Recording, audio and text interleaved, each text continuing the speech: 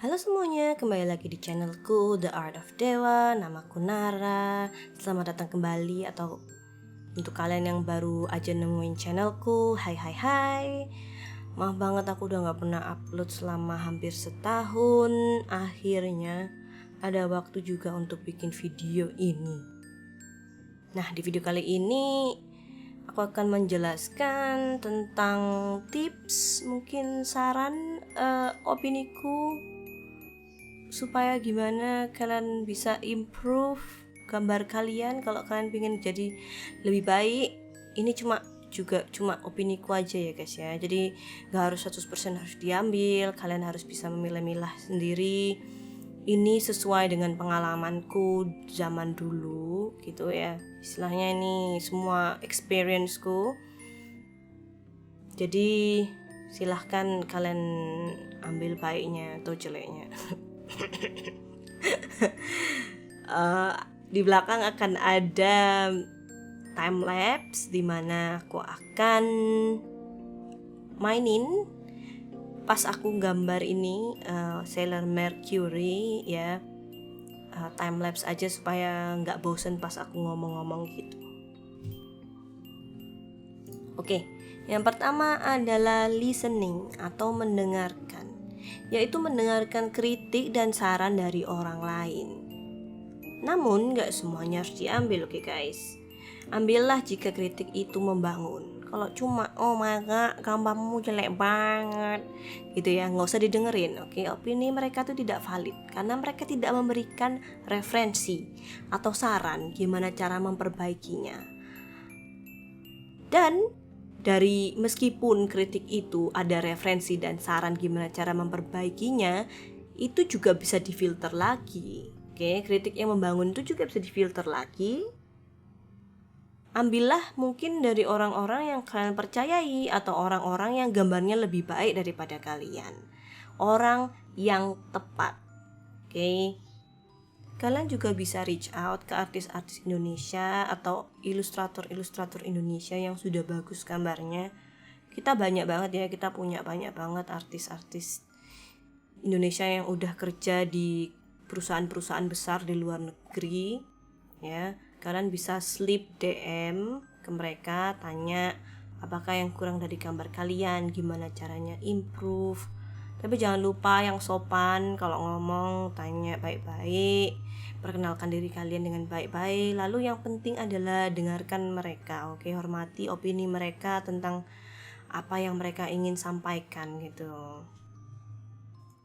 Karena setahun lalu aku reach out ke salah satu artis Indonesia ya.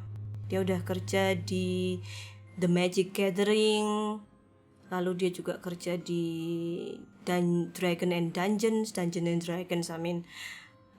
juga kerja di High Res Studio sebagai freelance ilustratornya mereka gitu kan. Aku siapkan portofolioku dulu, lalu aku kirim ke mereka, lalu aku tanya, Mas, apa sih yang kurang dari gambarku ini ya kan. Untungnya dia jawab dengan baik juga. Dia bilang kalau misalnya aku kurang di value controlnya, aku kurang di referensi lightingnya gitu. Jadi setelah itu aku mendengarkan dia dan aku harus kembali lagi ke fundamental atau ke basic, fondasi dari cara menggambar gitu. Aku harus balik lagi ke anatomi, aku harus belajar lagi ke gestur, aku harus belajar lagi di value, belajar material. Jadi aku harus drop semua ilmu yang aku tahu selama ini supaya ada ruang lagi belajar untuk diriku. Aku harus menghilangkan egoku dan harus mulai lagi dari awal. Akhirnya dalam waktu beberapa bulan gambarku improve banget, dan itu adalah hal yang sangat berharga bagiku. Dan oleh karena itulah aku mulai mengaplikasikan kebiasaan untuk mendengarkan dan menghormati opini orang lain. Lalu yang kedua ini adalah awareness. Apa sih awareness atau kesadaran ini? Kesadaran itu sangat membantu jika kalian ingin memperdalam observasi kalian, lebih sadar dengan apa yang ada di sekeliling kalian. Jadi kalau kalian melihat sesuatu, kalian diingat kalau bisa ya kan, diingat lalu diobservasi bagaimanakah bentuknya, bagaimanakah materialnya. Kayu, metal, plastik, kain, mereka tuh memiliki sifat-sifat yang berbeda. Permukaannya berbeda, ada yang matte, ada yang glossy, ada yang metalik. Lalu amati bagaimana cahaya itu bekerja di sekitar benda-benda tersebut. Kita juga dapat melakukan self-kritik atau mengkritik gambar kalian sendiri dengan kesadaran ini. Jika kalian masih belum menemukan orang yang bisa kalian percayai untuk mengkritik atau untuk dimintai pendapat, kalian bisa melakukan self-kritik. Tapi bagaimanakah caranya? Kalau misalnya dengan experience-ku ya, aku akan menanyakan ke diriku sendiri, apa sih kelemahan dari gambarku? Apakah proporsinya sudah benar, jarak mata dengan hidung sudah pas, tangannya apakah terlalu panjang atau terlalu pendek, apakah warnanya terlalu terang atau terlalu gelap, bagaimanakah value-nya sudah benar atau belum. Dan dengan mengamati gambar kalian atau kekurangan kalian inilah kesadaran dapat membantu untuk mengasah ketajaman intuisi kalian. Dan disitulah kalian bisa mengambil kesimpulan. Bagian manakah yang harus kalian improve? Apakah value? Apakah anatomi? Apakah kalian harus kembali lagi belajar perspektif? Memang sih untuk kembali lagi ke fundamental awal atau fondasi dari menggambar itu sangatlah sulit. Motivasinya kadang-kadang kurang karena bukan sesuatu yang menyenangkan juga gitu. Tapi itu sangatlah penting, dan ilustrator-ilustrator yang sudah besar pun, yang sudah bagus gambarnya, tetap harus kembali lagi ke fundamental awal. Dengan kesadaran ini, kalian juga dapat melakukan komparasi gambar kalian dengan gambar artis lain yang sudah bagus gambarnya. Apa yang kurang, apa sih perbedaannya, kelemahan kalian di mana, dan sebagainya. Yang ketiga adalah konsistensi. Aku tahu beberapa dari kalian ini menggambar cuma jadi hobi, tapi sebagian lagi ingin menggambar jadi sesuatu yang menghasilkan. Kalau ini adalah intention kalian harus bisa membuat jadwal dengan rutinitas masing-masing dan konsisten. Konsisten adalah kunci dari semuanya. Misalnya akhir minggu 2 jam, tapi konsisten, dan harus 2 jam dimaksimalkan kalian belajar. Harus bisa tahu limit kalian di mana dan harus bisa realistis. Misal pulang kerja setengah jam, 10 menit, atau gambar satu badan aja, satu kepala, nggak harus muluk-muluk, yang penting konsisten, pasti bisa improve. Yang keempat adalah menggunakan referensi. Zaman dulu itu ya, 10 tahunan yang lalu, kayaknya pakai referensi itu memalukan banget, tabu. Apa sih kalian itu? Harus bisa ingat apa yang harus kalian gambar, harus pakai imajinasi, gak boleh nyontoh, gak boleh tracing, ih kamu jiplak ya, gitu kan. Sebel banget. Karena ilustrator-ilustrator yang sudah besar pun akan selalu menggunakan referensi. Kenapa? Karena gambar yang menggunakan referensi itu akan lebih tepat dan believable atau terpercaya. Dan hasilnya juga akan lebih mendekati dengan semua yang ada di dunia nyata, akan mendekati barang dan material yang asli. Jika metal akan seperti metal, jika kayu akan seperti kayu. Jadi gak usah malu-malu kalau misalnya kalian menggunakan referensi. Referensi itu sangat-sangatlah berguna, oke?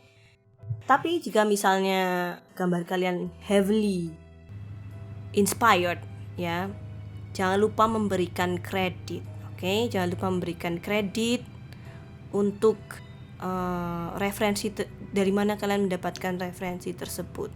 Karena kredit itu sangatlah penting. Jadi kalian tulis di bawah gambar kalian menggunakan referensi dari foto si A atau si B gitu. Lalu ke yang 5 ini adalah bukan tips sih, kayak warning aja. Kalau misalnya banyak pasti orang yang bilang kalau misalnya kalian berbakat ya. Kadang kalau misalnya dibilang orang kamu berbakat, kita langsung merasa bahwa kita tuh punya startup yang lebih dari orang lain. Tapi nggak bener. Karena kadang setelah dibilangi seperti itu kita jadi males. Dan hal ini yang berbahaya. Karena menurutku bakat itu hanya 10% dan sisanya adalah kerja keras. Jadi 90%-nya adalah kerja keras. Kenapa aku bisa bilang begitu? Karena aku dulu juga males karena dibilang berbakat. Dikira aku tuh gak butuh kerja keras untuk mencapai mimpiku. Akhirnya disusul juga oleh orang-orang yang memang ingin sukses gitu.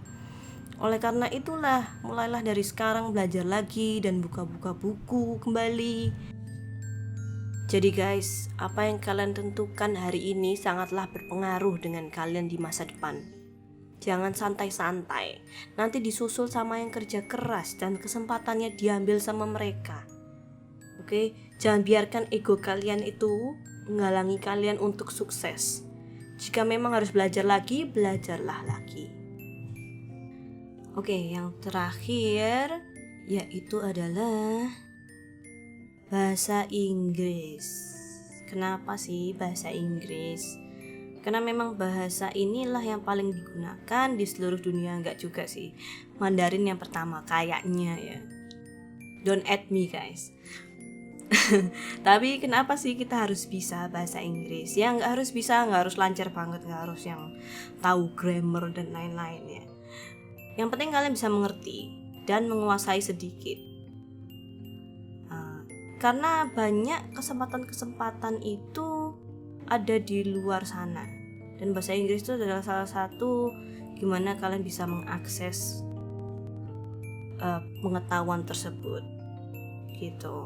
Akan membuka wacana kalian, banyak tutorial-tutorial yang lebih dalam lagi dan bahasan-bahasan tentang seni yang kadang-kadang tuh jarang dibahas di bahasa Indonesia.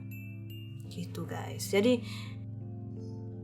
kayaknya itu aja tips-tips atau saran atau obrolan yang bisa aku berikan ke kalian. Tapi jangan kemana-mana dulu guys, karena aku punya giveaway untuk kalian semua. Yes, finally.